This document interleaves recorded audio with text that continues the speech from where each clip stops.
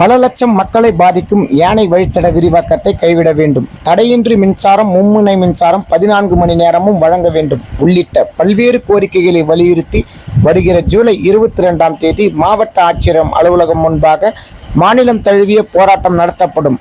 தமிழ்நாடு விவசாயிகள் சங்க மாநில தலைவர் பே. சண்முகம் அறிவிப்பு. திருவள்ளூர் மாவட்டம் கும்மிடிப்பூண்டியில் தமிழ்நாடு விவசாயிகள் சங்க மாநில குழு கூட்டம் நடைபெற்றது.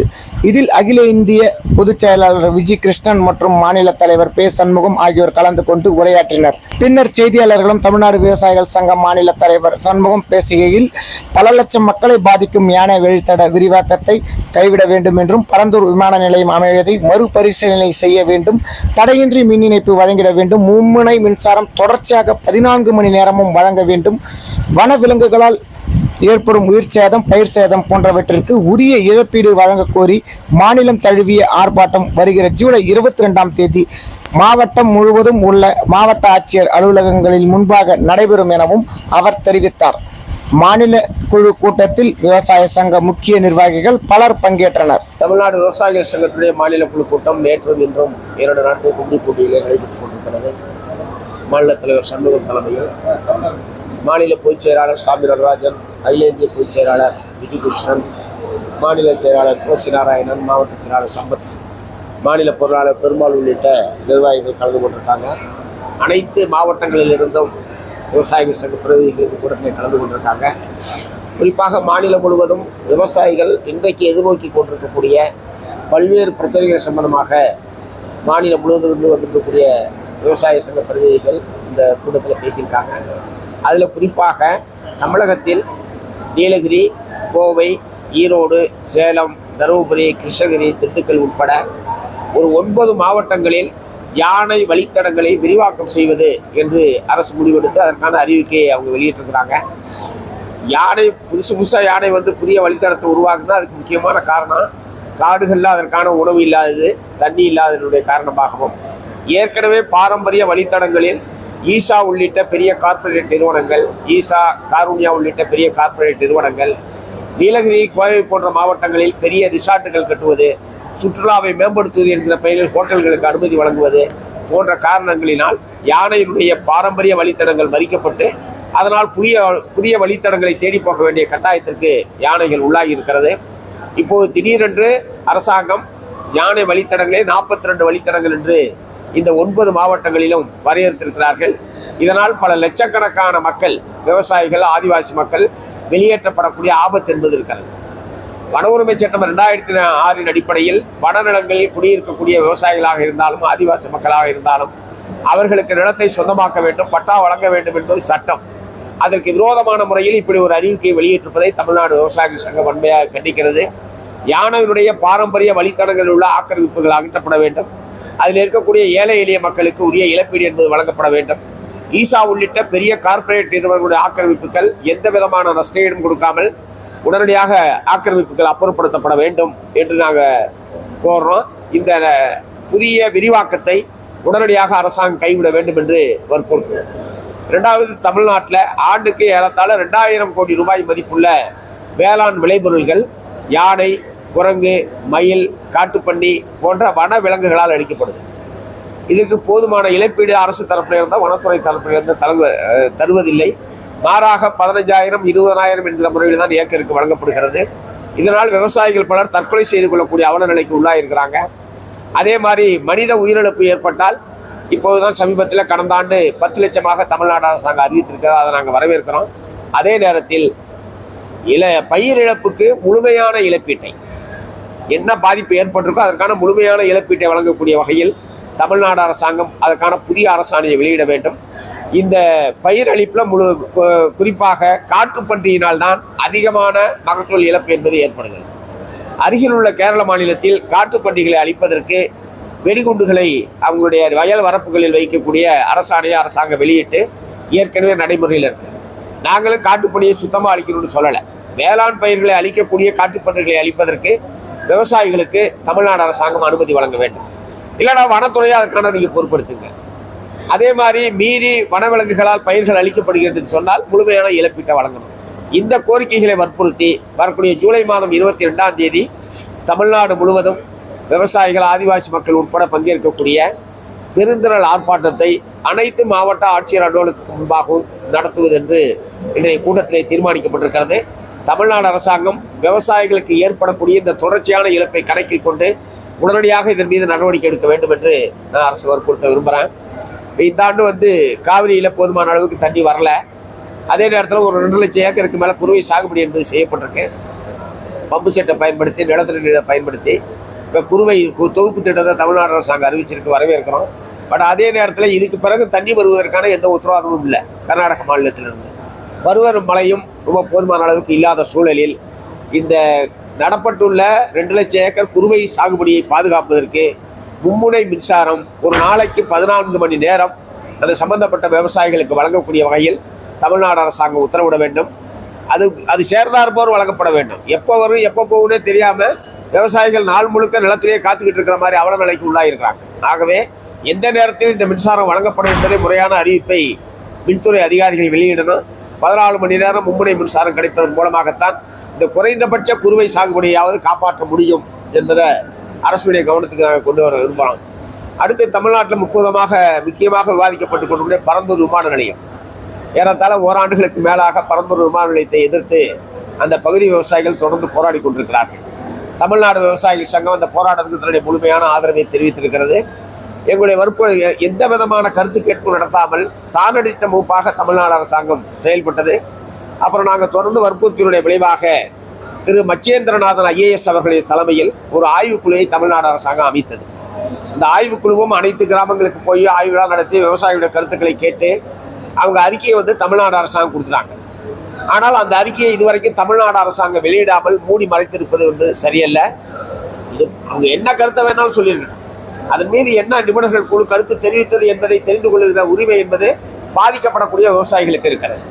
அந்த முறையில் உடனடியாக மச்சேந்திரநாதன் குழுவினுடைய அறிக்கையை தமிழ்நாடு அரசாங்கம் வெளியிட வேண்டும்.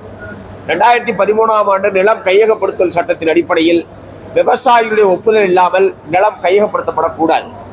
திமுக 2021 தேர்தல் அறிக்கையில் இந்த மாதிரி வளர்ச்சி திட்டங்களுக்கு நிலத்தை கையகப்படுத்துகிற போது விவசாயிகளுடைய ஒப்புதலை பெற்றுத்தான் கையகப்படுத்துவோம் என்று தேர்தல் வாக்குறுதியிலே அவர்கள் சொல்லியிருக்கிறார்கள். ஆனால் இப்போது அதற்கு மாறாக நிபுணர் குழு அறிக்கையை வெளியிடல, விவசாயிகளுடைய ஒப்புதலை கேட்காமல் நிலத்தை கையகப்படுத்துவதற்கான அரசாணையை வெளியிட்டு தானடித்த மூப்பாக தமிழ்நாடு அரசாங்கம் செயல்படுவதை தமிழ்நாடு விவசாய சங்கம் கண்டிக்கிறது. இது சட்டவிரோதமான செயல் என்று நான் குற்றம் சாட்டுகிறேன். ஆகவே இந்த விமான நிலையம் சம்பந்தமான பிரச்சனையில் விவசாயிகளுடைய கருத்துக்களை கேட்டு அவர்களுடைய ஒப்புதல் இல்லாமல் செய்யக்கூடாது. 2வது, ஏராளமான நீர்நிலைகள், குளம், குட்டைகள், பல கிராமங்கள் முற்றிலும் காலி செய்யக்கூடிய நிலைமை என்பதற்கு. ஆகவே இந்த பரந்தூர் பசுமை விமான நிலையம் அங்கே அமைப்பது சம்பந்தமாக அரசு தனது முடிவை மறுபரிசீலனை செய்ய வேண்டும் என்று நாங்கள் தமிழ்நாடு விவசாயிகள் சங்கத்தின் சார்பில் வற்புறுத்துகிறோம். அதே மாதிரி கோயில் நிலங்களில் குடியிருப்பவர்களுக்கு மின் இணைப்பு வழங்குவதற்கு பல்வேறு தடைகளை இந்த நிர்வாகங்கள் இந்து அறநிலையத்துறையும் சம்பந்தப்பட்ட கோயில் நிர்வாகங்களும் வைத்து கொண்டிருக்கிறது. மின்சாரம் என்பது மக்களுடைய அடிப்படையான உரிமை என்று உச்சநீதிமன்றம் தீர்ப்பளித்திருக்கிறது. அடிமனையில தான் அடிமனை வாடகை தான் உங்களுக்கு கொடுக்குறமே தவிர கூரைக்கு மேலே மின்சாரம் இழுக்கிறதுக்கு என்ன பிரச்சனை இருக்கு? ஆனால் சம்பந்தப்பட்ட கோயில் நிர்வாகத்திடமிருந்து NOC பெற்று வந்தால்தான் மின் இணைப்பு வழங்கப்படும் என்கிற ஒரு அறிவிக்கப்படாத சட்டத்தை தமிழ்நாடு முழுவதும் அமல்படுத்தி கொண்டிருக்கிறார்கள். ஆகவே மின்சாரம் அடிப்படை உரிமை என்கிற முறையில் அவங்க எந்த வகையான புறம்போக்கில் குடியிருந்தாலும், எந்த வகையான நிலங்களில் குடியிருந்தாலும் அனைத்து குடும்பங்களுக்கு மின் இணைப்பு வழங்க வேண்டும் என்கிற முறையில் தமிழ்நாடு அரசாங்கம் ஒரு உத்தரவை வெளியிட வேண்டும். நீங்கள் ஆக்கிரமிப்பு அகற்றீங்கன்னா அகற்றிட்டு போங்க, அதோட சேர்த்து மின் இணைப்பு தான் அகற்ற போறீங்க. இருக்கிற வரைக்கும் அவனுக்கு மின்சாரம் வேணுமா வேணாமா?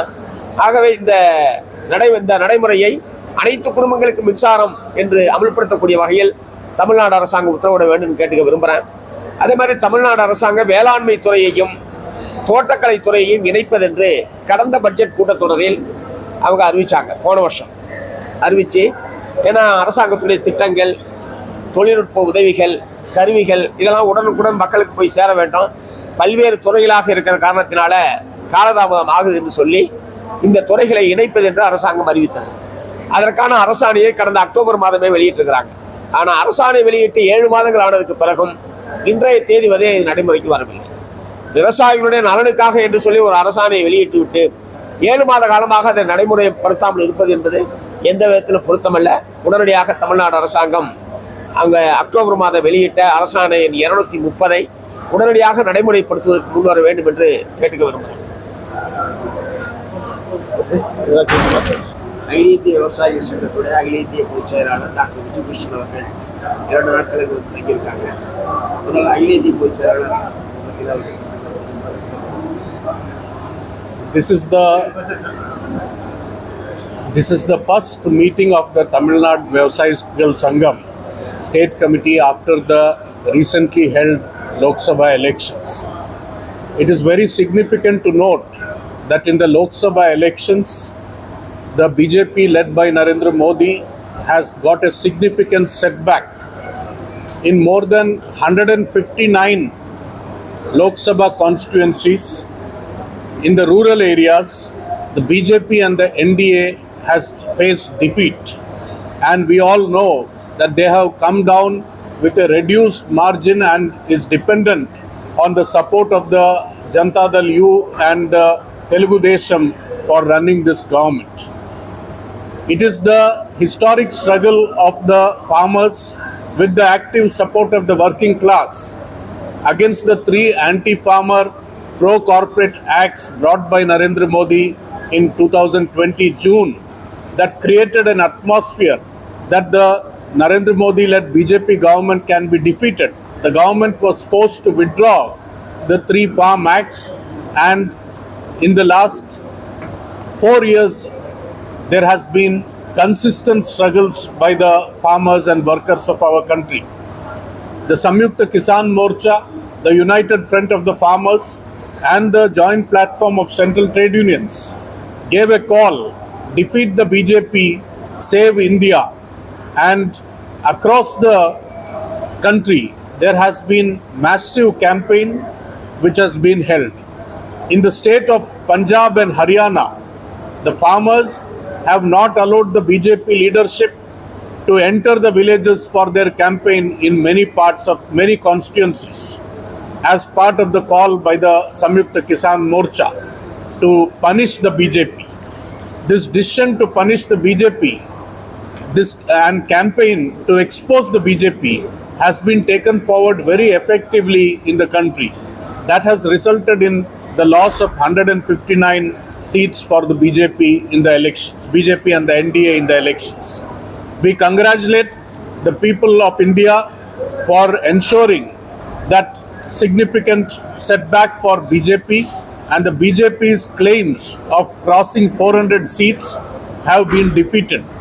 Our constitution, our democracy has been protected by this electoral defeat handed over to BJP in so many seats.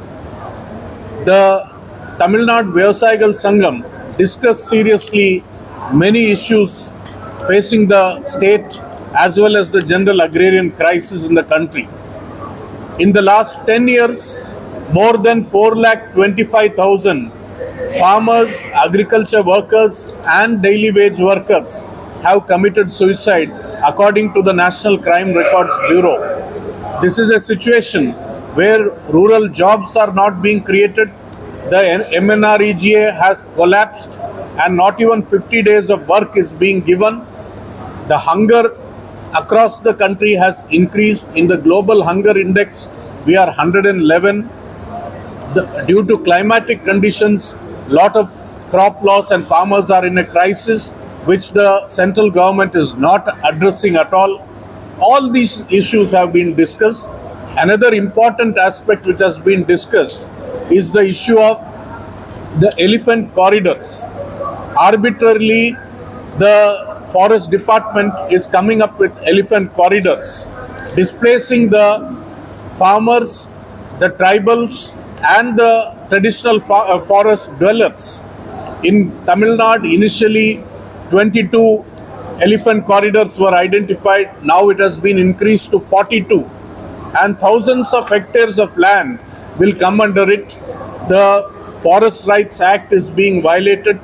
The Land Acquisition, Rehabilitation, Resettlement Act is not being implemented. The opinion of the people, the forest dwellers and the tribals and farmers are not being considered.